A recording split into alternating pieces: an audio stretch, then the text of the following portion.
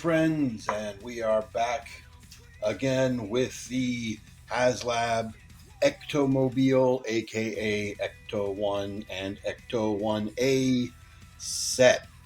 Now, we did a very haphazard unboxing of this in a previous video, and today we're going to do a deep dive of just the car itself with my full-on take on all of this. The figures we will do in their own video because there's just too much to go over to try to cram this all together into one thing. Now, as you can see, I have it all put together.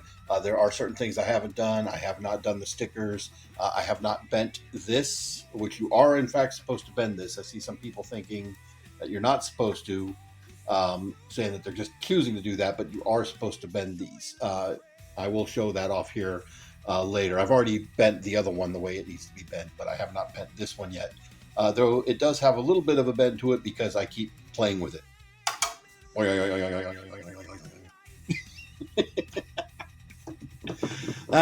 All right. So here is the car all put together. I have Rick Moranis here, hanging on to the ladder. You can kind of sort of vaguely see the busters in there, and I'll show that off here in a little bit with a little bit better lighting.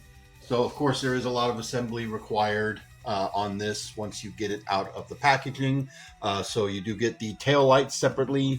Those do have to get plugged on. You do also get the side mirrors here. Not this one. That one's already attached because that's got the light on it, but there's another one right there. You have the small antenna here, and then the big two antennas here that have to get plugged on. Then on the roof, get them off there. The ladder is a separate piece that has to plug on. This piece here is a separate piece that plugs on. Same thing here, as well as the radar dish. And then this piece here, which just sort of slides into place. Everything is keyed for the most part, so things, will only go in on one way. And also there is two pieces here on the inside. So you have the phone, which is right in here, and the CB radio. I don't know if you can see that in there. Not, you really can't.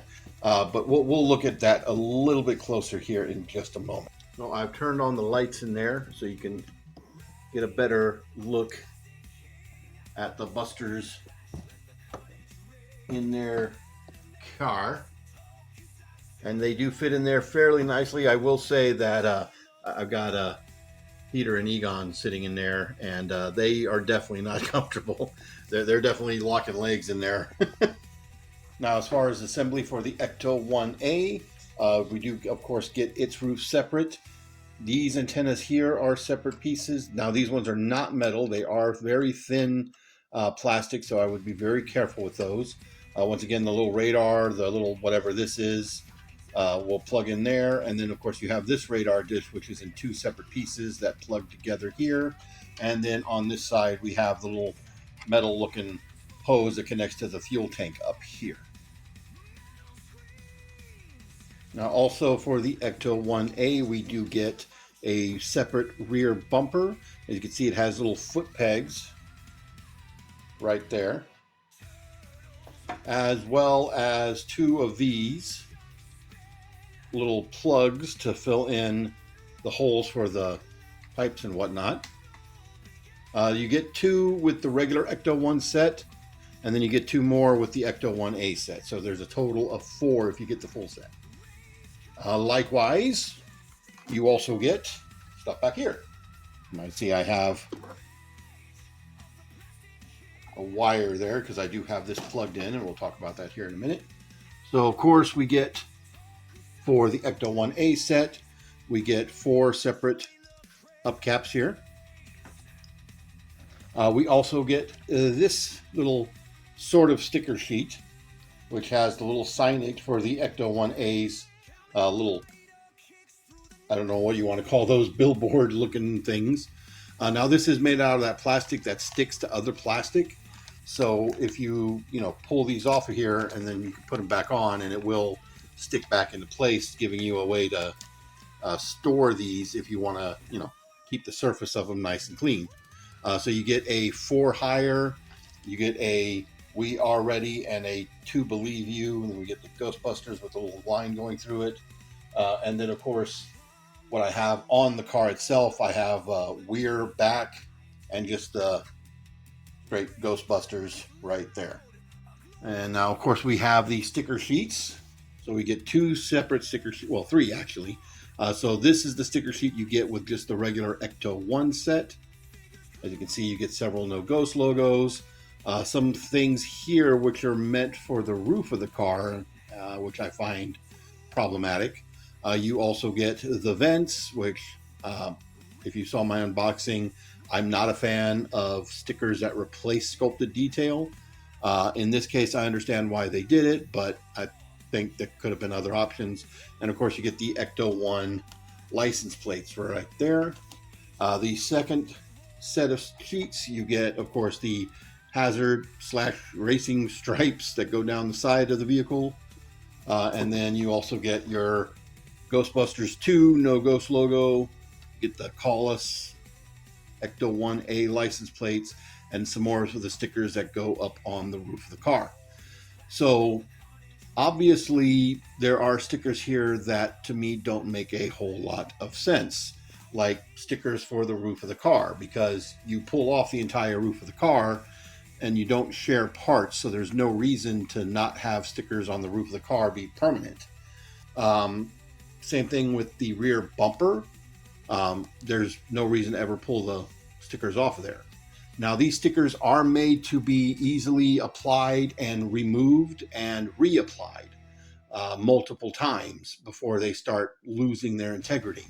Supposedly, I've not actually had a chance to play with that. Also, it's very reflective on the back of these for some reason. Now, I have seen online, though, people are reporting that these are curling pretty easily off of the vehicle. Now, I know there's a lot of factors that can deal with that. I don't know, humidity, temperature, elevation, all of that stuff. But that is something that seems problematic. And I don't know if it's something Hasbro will address, if they will make duplicates of these sheets that people can purchase.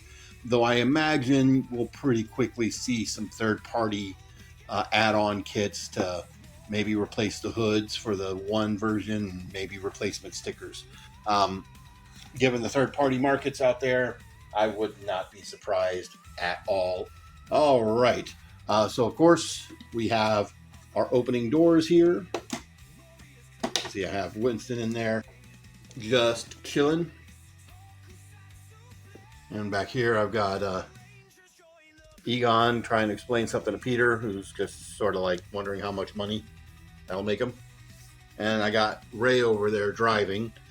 Then, of course, so this door slides out a little bit when you open it, and you do have to sort of pop it back in to close it. Just something to keep in mind. It makes it a little bit awkward to open and close, but I think that's just to help it, stay flush. All right, so we also, of course, have the opening rear door. And you can see I have the proton packs there on the gurney, and we'll pull that out here in just a second. Going up here to the top of the vehicle, we did sort of glance over this when we were talking about how things were built. But you can see outside of some of the sticker detail for the labels, everything up here is very well detailed, very accurate. Also, the paintwork on this is mostly clean, but I do have a couple of spots where you can kind of see some bleed there. And where's the other one? And right there. Very, very minor, hardly noticeable, but it is there. I would be doing a disservice if I didn't call it out. Once again, we'll turn to the front of the vehicle here. So other parts I forgot to mention are the windshield wipers. These are separate pieces as well that do have to get plugged in. Again, they are keyed, so they only fit in one way. That does mean they don't really move. Coming down here to the other side of the vehicle. Oh, I knocked off the side mirror there. All right, not a problem. Get back in there. And you can see So again, we have the driver's side door that does open. And I got Ray sitting in there. This door does not open. It is just sculpted in place. Here I have one of the plugs in. So on this side, because this is supposed to represent the gas cap, this plug sticks out a little bit more than it does on the other sides. The other sides, they sit flush up until the very top. At the very top, they do stick out a little bit so you can, get in there and pull it out. Something to keep in mind, I guess, when you're dealing with the stickers. See, we have the second whip antenna right there. And again, most everything on here is very clean and neat. I do have a little bit of silver bleed right there. Very, very hard to notice. There are our standard hubcaps on there. You can see they have the actual logo there. Also, of course, logo right there. Again, because this is a fully licensed vehicle, you can see we have the spotlight up there, the other light, and of course that's supposed to be the siren right there. Okay, so I have pulled the busters out so we can start taking a look at the inside of the vehicle. But our first stop is actually going to be up here in the front, as we are going to take a look here. If you get in here, again, I've got no room. I've got a mess of figures over there. So again, the hood does open. Oh, it's fighting me. Okay, so it does lock in two places, one right there and one up there. And we do have a detailed engine in there. There are a lot of parts that I do recognize, a lot of things I don't recognize because I don't know a whole lot about engines, just a little bit I have to do. My only question is, blue? Is that accurate? Is that engine blue? I don't know. And what's neat here is this engine is also serving a dual function because it's also hiding parts of the electronics that go up to the front of the vehicle. So that's actually kind of neat. It was unnecessary for them to actually do that, and it's really cool that they did. All right. So to make this easy, we are going to go ahead and pop off the hood, the top of the vehicle. So the easiest way to do this, I find, is to open up this back door, just reach in here and pull up right there. And then you can just untab everything and lift up here from the front. It does have little hooks here in the front that hook into place right there. And of course, that's going to be what you do when you're changing the vehicle from the Ghostbusters Ecto-1 to the Ecto-1A. Now here on the inside is the CB radio. This is a separate piece and it just plugs into the post right here. There is that same post on both versions of the Ecto. Whichever one you're doing, you can have the CB radio up there. It does have a separate little mouthpiece here, so you can have them holding on to this and talking into the radio if you want. And then it does have a little hook right there to hook on into place right there, like so. Not a whole lot of paint, but what they have on here is effective. It looks really good.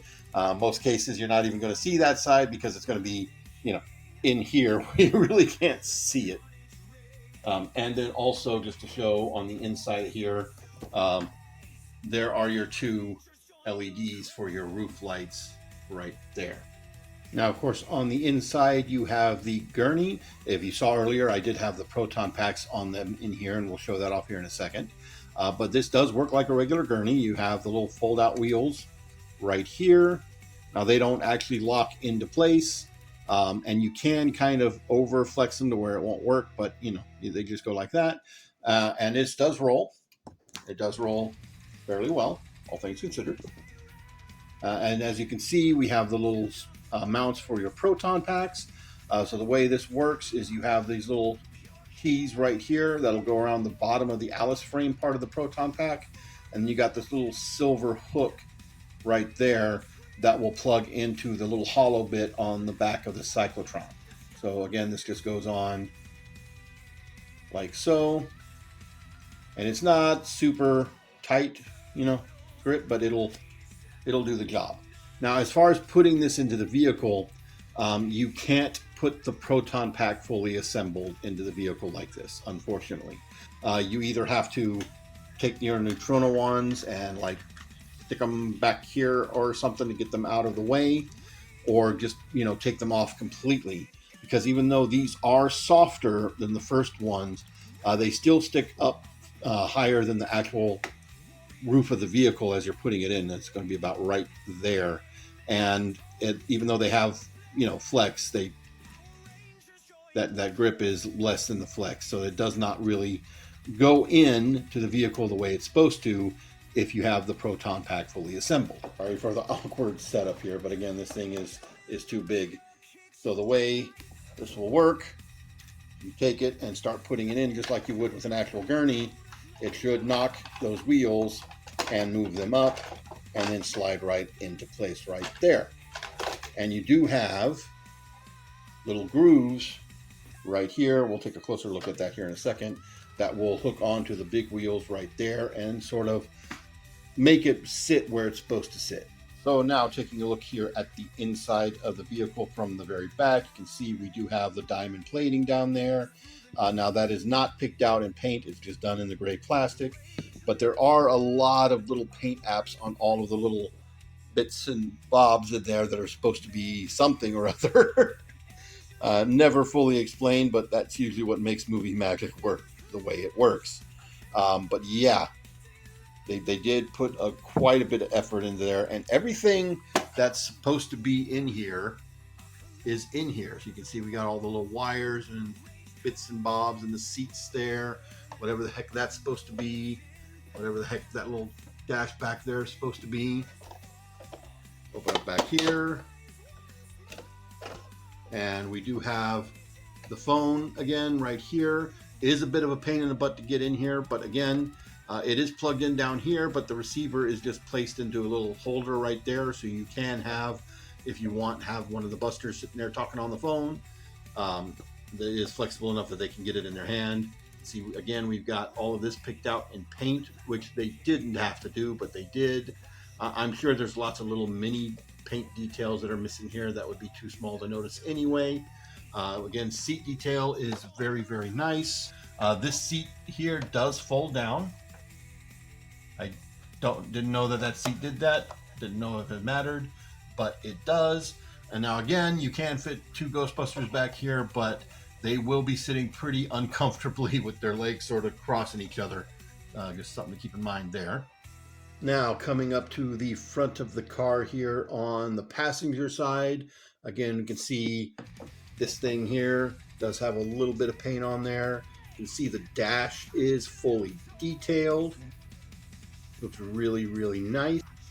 Also, the insides of the doors are fully detailed. You have the little handles right in there. You can see we got the handles and the little grip, and we even have the cranks for the windshields, even though, those aren't separate. Those don't roll down, obviously. Coming in here to the driver's side, we can see we do have a fully rotating steering wheel, fully detailed. You even have the your shift right there. You have all of your dials and readouts there picked out in paint. You have your, I think that's your emergency brake there. And it's very, very hard to see, but it does have sculpted pedals down here. I don't think I can actually get a view where you can actually see that. Hold on a minute. There we go. Got a light on the situation there, even though it's still very hard to see. But yeah, you can see they do actually have the pedals down there, which is insane that they did that level of detail. Now, granted, they're not like separate pieces, like there's a solid chunk sculpted into the bottom there, but still very, very nice. And here's another view of the inside from the opposite side that we looked at before, so you can get a better view of that folding passenger seat right there. Some more of the details here on the inside, that little thing there with the switches, whatever that's supposed to be. So again, very, very nicely detailed. Everything that's supposed to be here, as far as I know, is here. Again, I'm not the most super hardcore Ghostbusters fan. I don't know everything there is to know about every little detail, but from what I do know, everything is here, and very well detailed, very well painted, just amazing. Now in the unboxing, I did point out the bottom of the vehicle. It does have some details going on here. Now most of this is sort of your typical toy car, just sculpted on detail. You know, you don't have any depth here because you really can't. We do have actual soft material. Don't know if that's actually rubber tires or vinyl, but also very well sculpted and detailed. Now, if you saw my unboxing, these were loose out of the package. They do plug on, so they're not wobbly when they're actually plugged on. As you can see, I do have a cable back here, so this is your on-off switch, right? Well, not on-off switch. This is your switch to switch between batteries and having it plugged in with USB. I do have the USB here plugged in. Here is your battery compartment right here. I believe it's 3 AA's or is it 3 AAA's? Hold on. We're going to do something I don't normally do. We're going to look at the instructions because I did actually look at the instructions on this. And I can tell you that the instructions on this are a bit trash. Yeah, they're a bit trash. Okay, so it's 3 AA's. And again, you can switch back and forth between using the batteries and using the USB. Now there is also right here a clip to hold on your USB cable. My cable is actually too fat to fit in there. So, you know, as far as that's concerned, your mileage may vary. Now we'll come back to this undercarriage in a little bit as we talk about how to convert this between the Ecto-1 and the Ecto-1A. Now let's talk about the boingy here, the boingy boingy. The whip antenna. So you do get 2 of them in the package. Again, they are specific for each side of the vehicle, and they are supposed to curl. They are straight in the package, but you are in fact supposed to bend them. So they do sort of arc a little bit, as well as arc inwards towards the center of the vehicle. And just to prove I'm not making stuff up, here on those aforementioned terrible instructions, they do at least show you that they are bent and arced a little bit. And then, of course, when you do your front and back views, they show you how they bend slightly towards the center of the vehicle, just like so. So let me show you the right way to bend this. Now, I found this easier to do with it already being attached to sort of, you know, hold it into a solid place. So the first thing is to add the slight curl to it. You basically just sort of want to do like this, just ever so slightly, a little bit at a time. And you do also want to be doing it where you're tilting towards the inside of the vehicle. A little bit at a time, a little bit at a time, a little bit at a time, all the way up. And as you can see, it's starting to get that little curl in it. These are very springy. They do have a lot of spring to them, so they do want to bounce back a little bit, and that's okay because this one's supposed to have a little less curl overall compared to the other one. As you can see, it's starting to curl.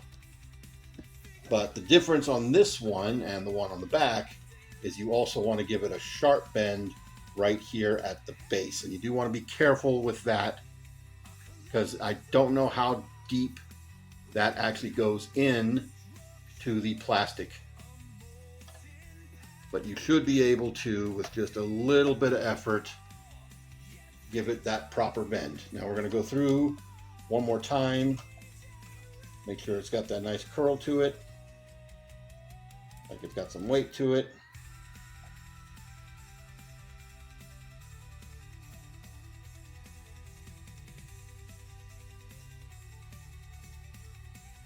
And voila, there we have our antenna.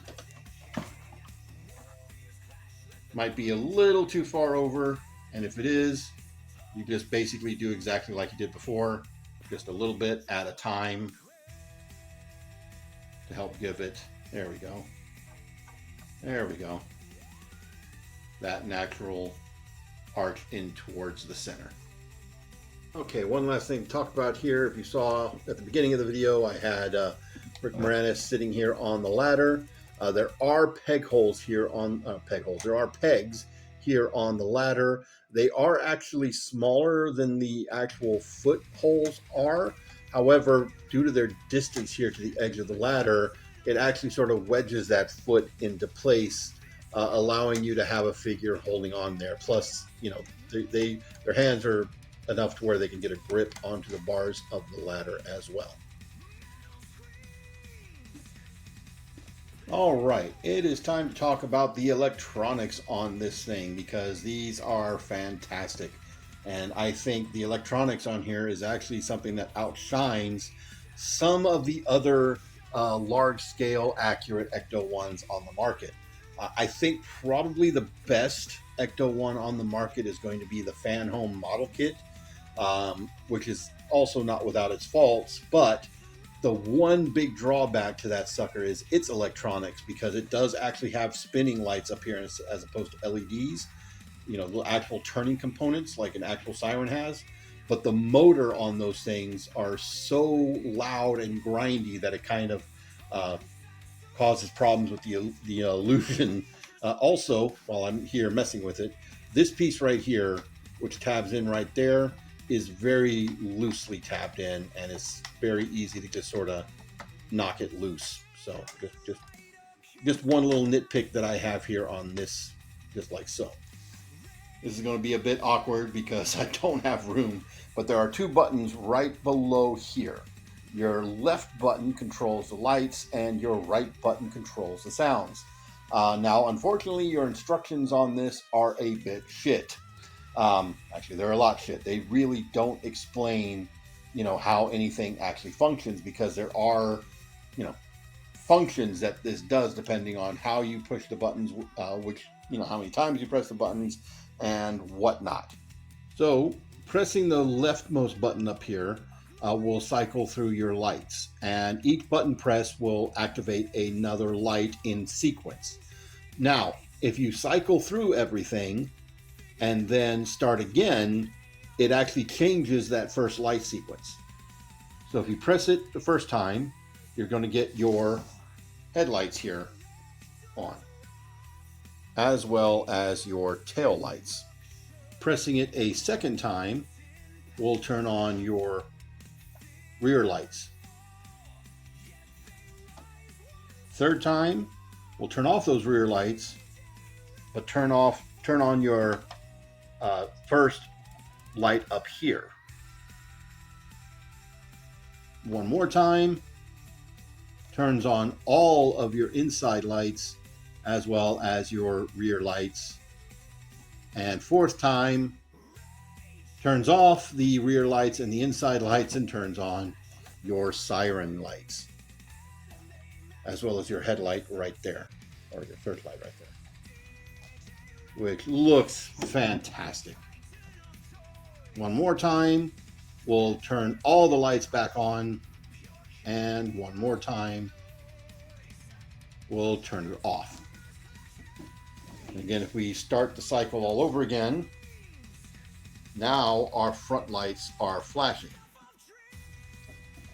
Now, if your lights are off and you press and hold the light button,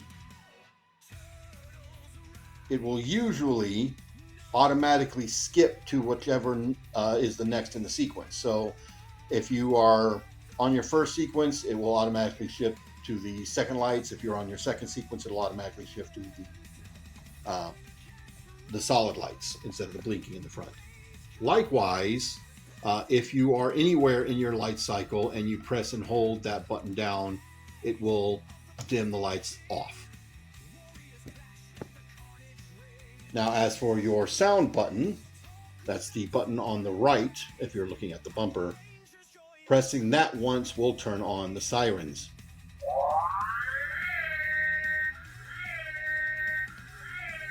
The most annoying siren in history, but you gotta love it.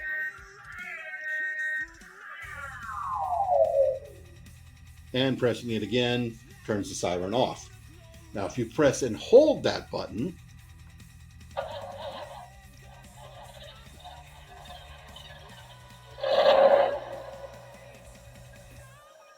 you get the car starting, which is fantastic. And that sound will persist through all the other sounds and lights.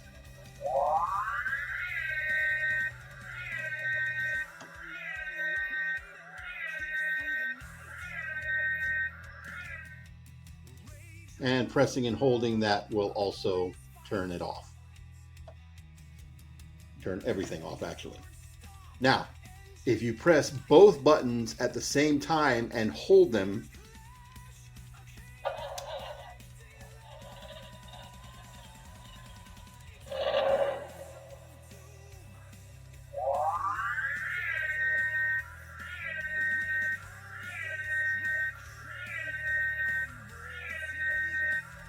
that's awesome.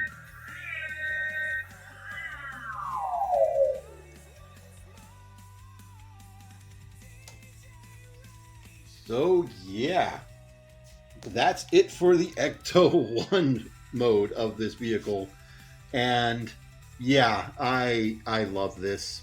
This is just fantastic. I mean, yeah, there's some little minor nitpicks here and there, but good gravy, man.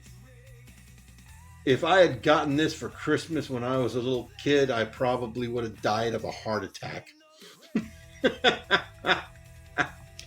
um, this is just such an impressive piece. Um, but we're not done because there is also another mode. Obviously, as this is the deluxe set, we have the Ecto-1A version. So let's talk about transforming that.